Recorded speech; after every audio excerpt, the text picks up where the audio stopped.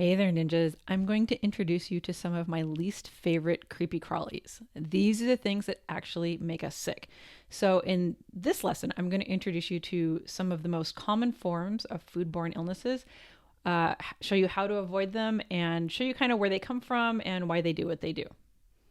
So, the main types of foodborne pathogens that you'll run into are bacteria, viruses, parasites, and then the toxins released by bacteria.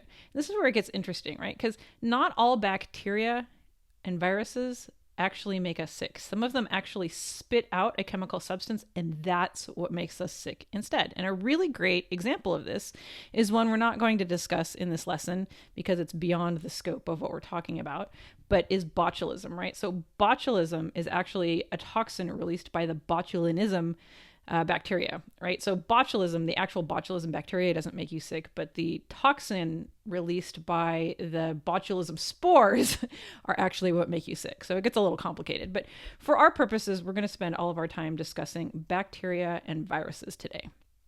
Now, some foodborne illnesses take up to a month to show symptoms.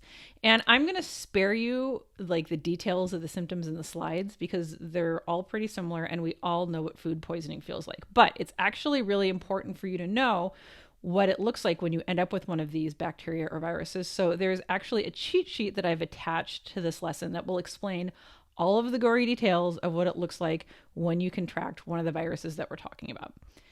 Now, it's worth mentioning again, don't panic because like this is the point in the conversation where everybody goes, oh my God, this is terrifying. Everybody run around and scream, everything's on fire. And it's fine, right? Like you've probably contracted one or more of these illnesses in your lifetime, but you're still here. And you know what that means? It means you survived. So everything is fine. And I'm going to restate it again because I've said it 1,000 times, I think, in this entire module. Like you don't end up with food poisoning all the time. It's actually really easy to keep food safe. So don't let learning about these bacteria and viruses scare you into not cooking.